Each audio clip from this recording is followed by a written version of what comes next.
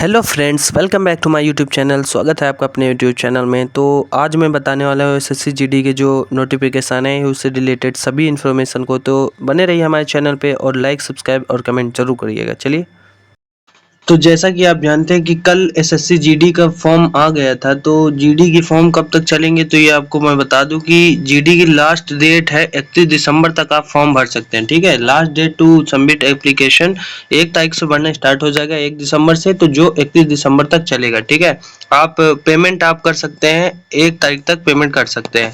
जैसा कि इसमें आप जानते हैं कि आरपीएफ का इस बार नोटिफिकेशन में नहीं दिया गया है आरपीएफ कांस्टेबल की भर्ती, लेकिन उसने कहा था कि आ सकती है। इसका पे लेवल आपको पता होना चाहिए। पे लेवल कितना है? बेसिक पे लेवल इसका 21,000 से 69,000 रुपए तक है। लेवल 3 की पे स्केल है इसका। टोटल वैकेंसी बहुत कम है इस बार, लेकिन शायद इसकी वैकेंसी अभी 30 से 40,000 और बढ़ने की अनुमान है। तो इसकी टोटल वैकेंसी अभी आप देख सकते हैं सीआईएसएफ की कितनी वैकेंसी दिया है? 14,000 टोटल वैकेंसी है। ठीक है, सीआईएसएफ की 14,000 टोटल वैकेंसी है। बीएसएफ की 616 है, जो कि 20 से 30,000 होती है। 20-30,000 कहीं नहीं जाती बीएसएफ की, वो जो कि आगे जाकर बढ़ेगी। ठीक है, सीआरपीएफ की 5,490 है, जो कि ये भी 15 से 20,000 हो जाती है। एसएसबी की इतनी ही रहती है। और असम राइफल की 1,706 है। आईटीबीपी की अकॉर्डिंग आप अपने अनुसार देख लीजिएगा। टोटल वैकेंसी इसकी दी है, टोटल वैकेंसी 25,487 वैकेंसी है। टोटल वैकेंसी 25,487 है, जो कि अभी के फिलहाल टेंटेटिव है, आगे चल के बढ़ेंगे। ठीक है, तो इसका जो आप देख सकते हैं इसमें आरपीएफ की वैकेंसी कहीं पर नहीं मेंशन है। तो आरपीएफ की वैकेंसी आएगी या आगे चल के इसका अलग से फॉर्म तो आएगा नहीं, क्योंकि इसने मेंशन कर दिया था कि गजेट निकाल के इसने बताया था कि ये अब एसएससी जीडी के थ्रू आएगी। तो इस साल शायद ये आएगी या ना आए, पता नहीं। जैसा भी हो देख लीजिएगा। फिर और एससी एसटी के लिए 5 साल का रिलैक्सेशन दिया है, ओबीसी के लिए 3 साल का, और एक्स सर्विसमैन के लिए 3 साल after deduction of military service. ठीक है, तो अपने अकॉर्डिंग देख लीजिए।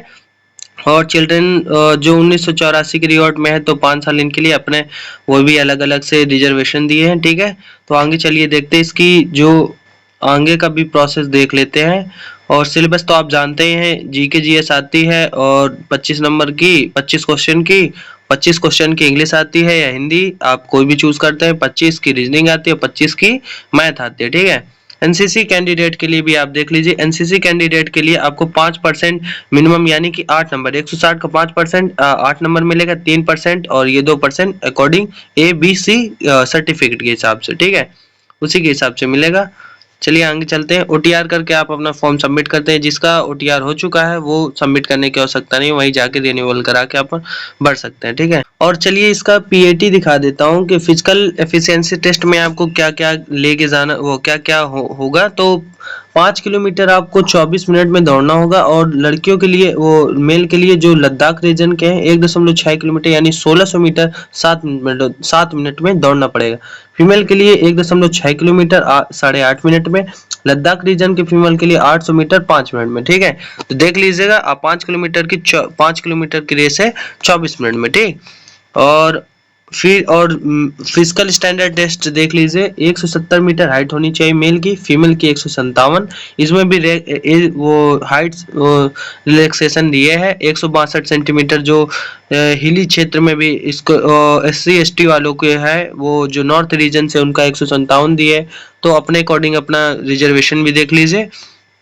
ठीक है, और बाकी आप चेस्ट भी देख लीजिए। अगर आपकी चेस्ट मेल के लिए है, क्योंकि फीमेल के लिए होता नहीं, तो chest 80 centimetre without air wiping की, यानी बिना फुलाए आपको 80 सेंटीमीटर होना चाहिए। फुलाने के बाद मिनिमम एक्सपेंशन आपका 5 सेंटीमीटर होना चाहिए। ठीक है, टोटल 85 सेंटीमीटर हो जाना चाहिए। तो ये सभी थी क्राइटेरिया जो एसएससी जीडी के लिए इस बार आया है। सपोज ये 20 से 30,000 पोस्ट और बढ़ेंगी। तो जैसा भी होता है मैं इसकी आगे की फर्दर इन्फॉर्मेशन मैं आपको फिर से प्रोवाइड कर दूंगा। Thank you, stay my channel and subscribe and like also.